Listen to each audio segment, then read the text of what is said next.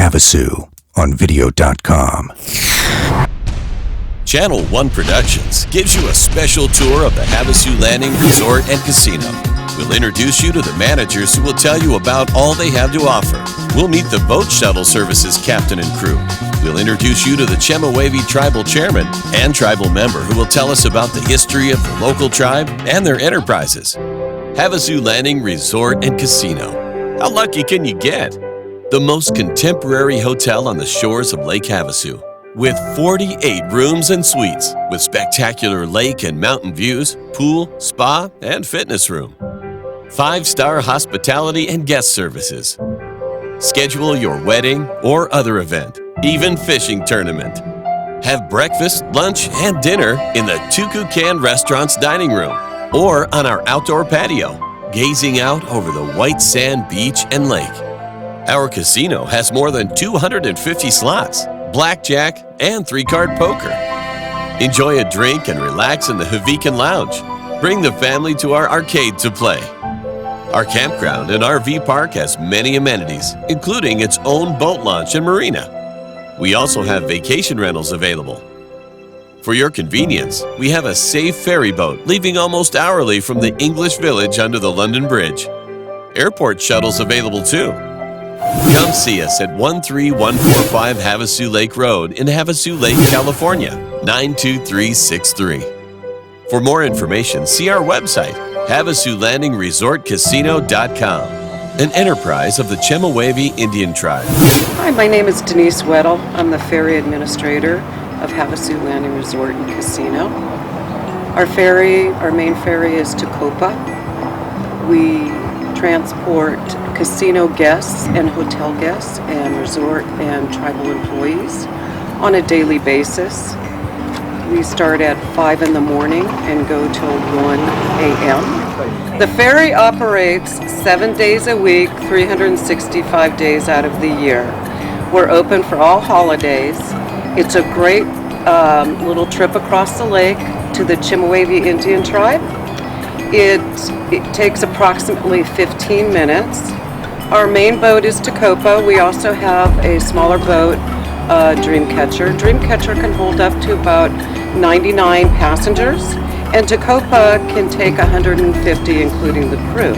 We're regulated by the U.S. Coast Guard, so therefore our captains are licensed, and our deckhands and senior deckhands also have training for any type of situation that would happen out on the lake. July 27th, 2013, we were departing Arizona going over to the California side, and the captain and crew noticed that a boat started to sink before they got over to the California side in the marina there.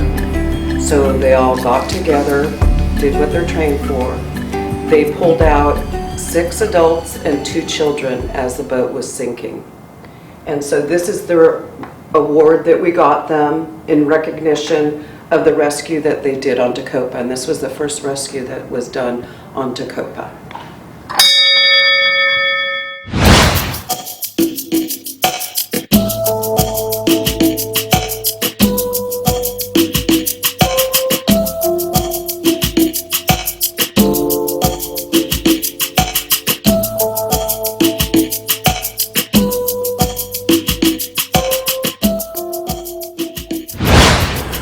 Hi, my name is Captain Tom Willingham. I've been working for the Chemehuevi tribe on this ferry for about 6 years, come this December. It's one of the best jobs in Havasu. We have beautiful weather, as you can see, year-round. The channel that we drive through, it gets very crowded in the summertime. We have boats lined up on both sides. It's narrow. It's congested, it makes it very challenging, but it's very entertaining at the same time. We have many inexperienced boaters. They do all kinds of funny things. We have to be on our toes at all times. That's why we have 2 deckhands that help us keep an eye on our port and starboard. The lake is about 30 feet deep. It fluctuates a couple feet throughout the season. We do have shutdown when it gets much above 40 miles an hour. It makes it very difficult to dock and to maneuver through this channel. The Chemehuevi language, Tecopa, means wildcat. It came with two 600 Detroit engines, diesel. It's got 1,200 horsepower.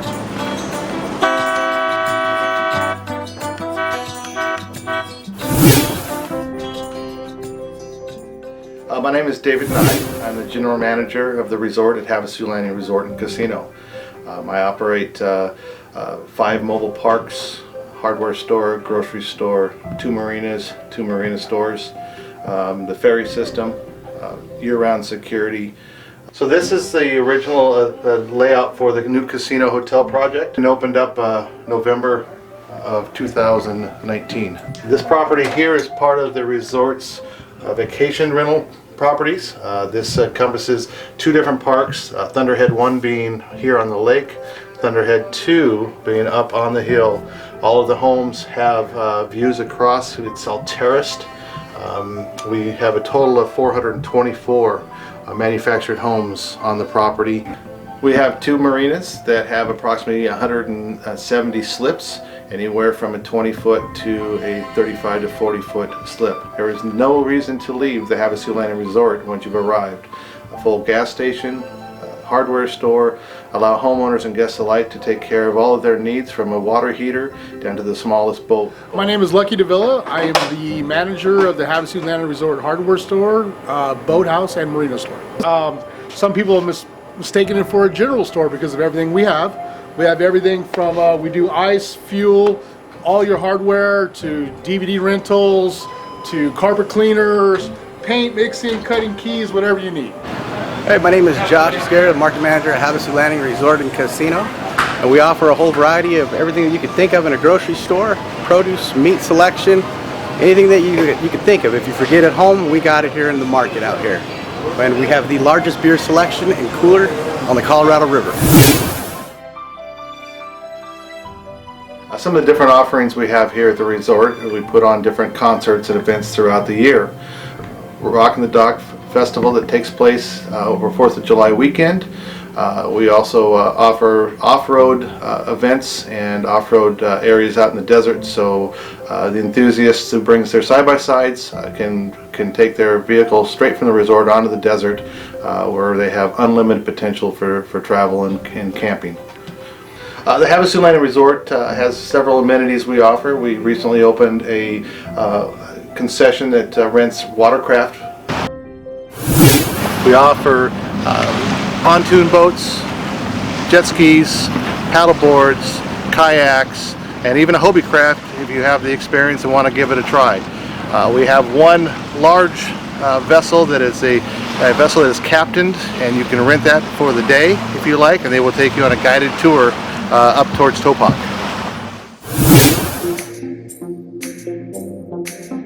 Hi, my name is Derek Elias. I'm the general manager for Havasu Landing Hotel and Restaurant. The restaurant's the Tukukan restaurant. That's a Chemehuevi word that means the eating place. We're a 48-room hotel. We have 4 suites. We have lake views and mountain views. The rooms range anywhere from $89 a night to upwards to $300 a night for the suites. The restaurant right now seats about 122 inside and seats approximately 45 outside on the patios. We have very beautiful dining from our patio overlooking the lake. Our menu is kind of a Southwest eclectic menu. We focus more on fresh foods than on store-bought or pre-made foods. We hand press all our own patties in-house. We get a custom blend of beef for our burgers. It's 1/3 chuck, 1/3 short rib, and 1/3 brisket, and it's all, like I said, hand pressed in-house. It's all fresh ground. They're beautiful burgers and they're delicious. Our steaks are hand cut here in-house. All of our salads are handmade here in-house. We do everything from scratch. Our chef is a local chef from Lake Havasu. He's been around the business for probably the past 20 years or so, doing what he does. He's very good at what he does. He's won awards in Lake Havasu and had the opportunity to go on Hell's Kitchen. He's a very talented young chef, and he does a great job for us. It's a very nice place to stay. We love it, and we like to treat our guests as if they're our family. Hello folks, welcome to Havasu Landing Resort and Casino. My name is Chef Matty. I'd like to introduce a couple of our specialty dishes for you today. We have a grilled hybrid romaine Caesar salad, lightly oiled, salt and peppered, actually put on the grill for a nice dust. You take it off, dress it with fresh chicken, and we have our homemade sauces that we put onto it. We have a vegetarian Caesar dressing as well. Here we have our traditional Shimawavi taco. It starts off with homemade flatbread we make in-house, ground beef seasoned in-house, homemade refried beans topped with lettuce, cheese, tomato. It is a must-try if you've never had one. We have a barbecue bacon cheeseburger. All our burgers are hand-pressed in-house from a short rib, spare rib, and beef mixture, not just your traditional ground beef. Over here we have a in-house Tuscan chicken penne pasta made from pretty much the ground up. The sauce is homemade in-house. It's very, very, very good. We do a traditional take on Southwestern style food, but with a modern upgrade to it. Everything we do from scratch. We don't open jars. We make what goes into the jar.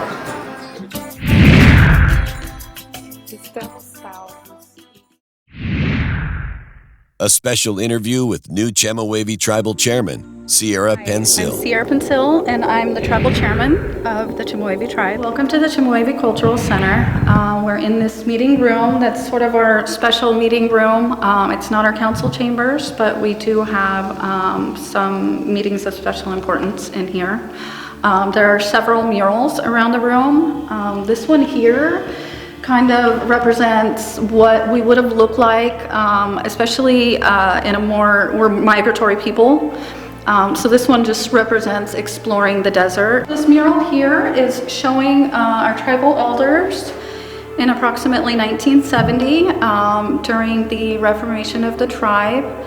These are the people who sat around and made phone calls to all of the tribal members who they could identify out there, who wrote letters, who established policies, who set up the first tribal council, and really who we all owe for bringing us back to this homeland. Our tribe is approximately 1,500 people right now. A lot of them do live off reservation. My goals for the tribe aren't so much about having specific industries, specific accomplishments, other than I really want a sustainable community that can handle bringing all of our membership back. The fact that so much of our membership lives off the reservation creates a goal for me that we have the capacity for everybody who wants to be here to come here and to build a future. We've been through quite a process in the development of that project. There were a number of things that were unidentified in the beginning, like the construction to the road. Typically where the casino is, we would always have the road wash out every time we had monsoons. And so we raised the road, I think it was something like 15 feet, and put culverts underneath it. There were other challenges, like we thought we could just build on the beach, but we needed dynamic compaction, which involves somebody coming with a huge wrecking ball and dropping it, over and over and over again. But we made it through all of that. It was a long wait, but I think it's beautiful now, and everyone seems really pleased. We've been able to provide more jobs. And a hotel is something that we've really needed for years. I don't feel like I became the tribal chairman because of one specific skill or something that I was bringing from outside. I feel like it's very much because I'm one of the people. I was raised in house number 8, built by the tribe. since 1981. Both of my parents were tribal, and they met here after the tribe was reformed. And what do they do? Are they still? My father has passed on. My mother is disabled now. But I have a history of tribal government on both sides as well. My grandfather was on the first tribal council. His brother actually was probably the most instrumental person in reforming the tribe. And he was out in Los Angeles and just trying to gather everybody. On my father's side, our most recent chairman, Charles Wood, that's my dad's brother. And the chairman before him, Tito Smith, is his uncle. So my, relative as well. So it kind of came down both sides, but through the men, so I'm the first female one. But I was born in Needles Hospital. I went to a Head Start program here. I attended kindergarten through 8th grade at our local school over here. And then I went to Needles High School for 4 years. And then from there I went to a tribal college for a little while, and I came back here and I got involved in education, and I went over and became the teacher's aide at the school where I attended. I was the education director for 2 different kind of terms. I worked in accounting immediately before this, so I was the revenue auditor for the resort, and I would just make sure that every penny was accounted for every day and everything added up. So I came kind of from a history of protecting the children and protecting our assets. I'm lucky to have a home it's within very close walking distance to the lake, and the water is just something that really grounds me. And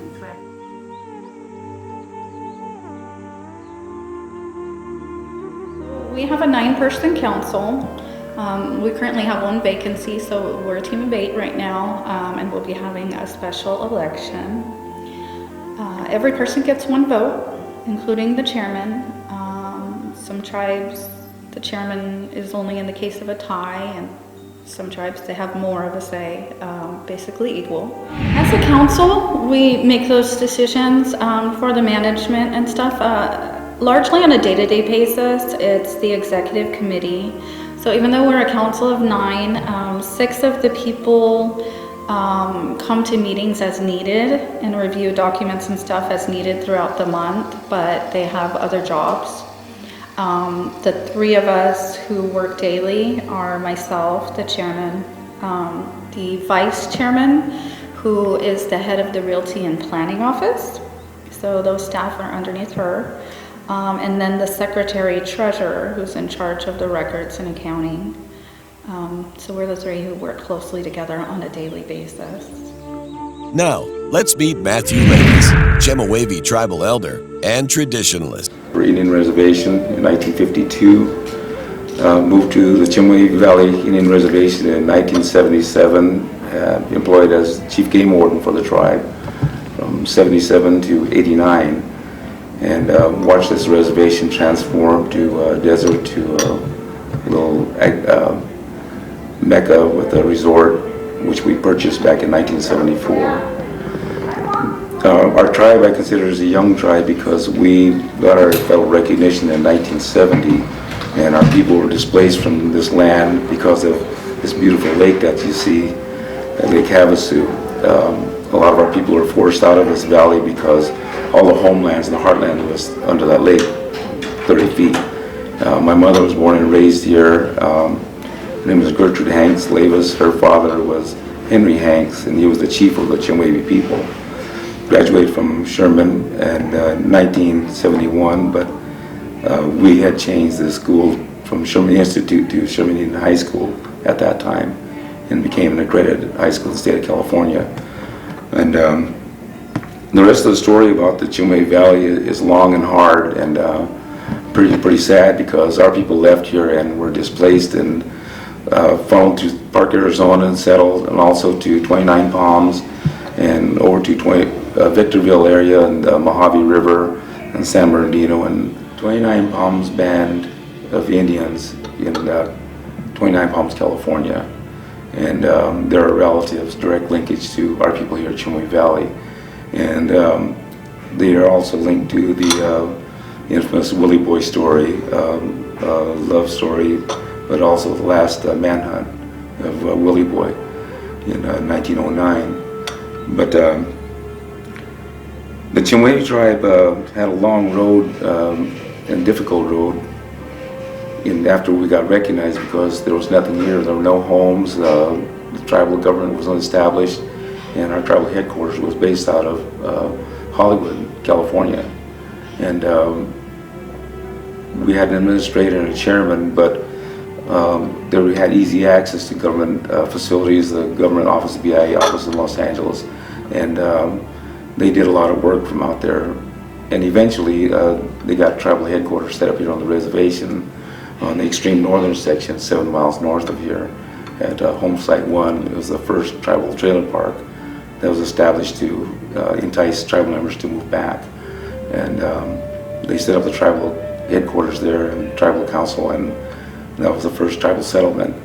In 1974, we purchased Havasu Landing Incorporated as a tribal enterprise and owned and operated it since. And since that time, we've developed casino,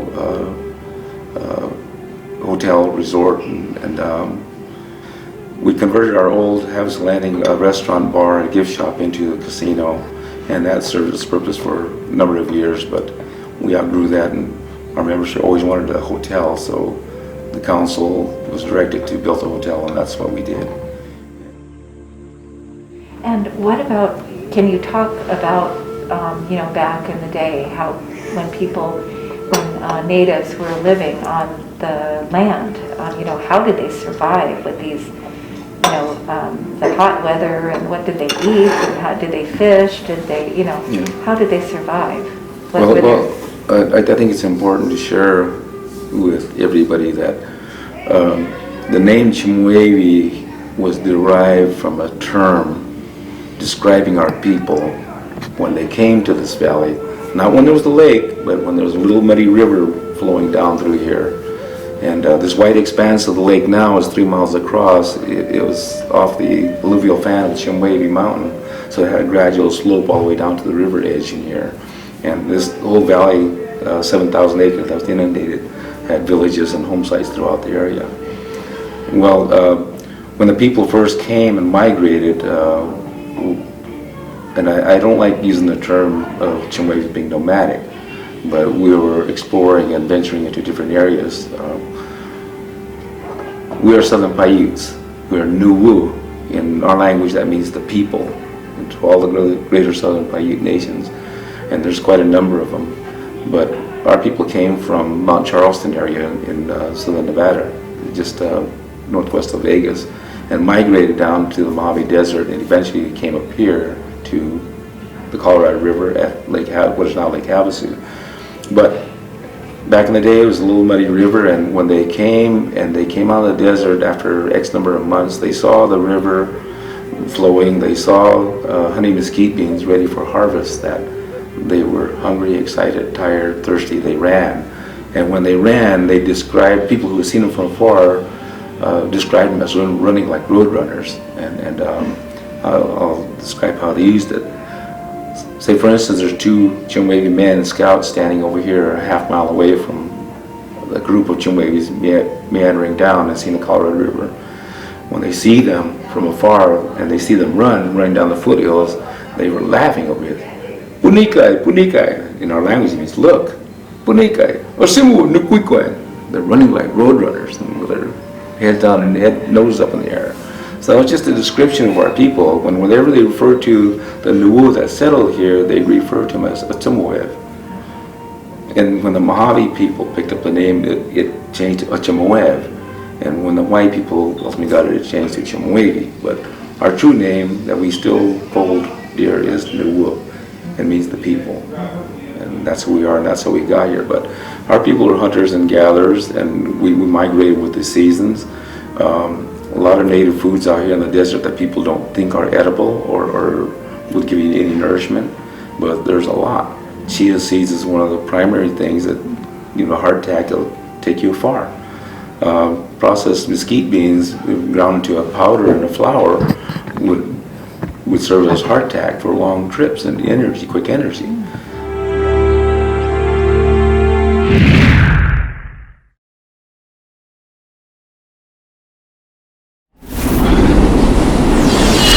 Lake Havasu on video.com.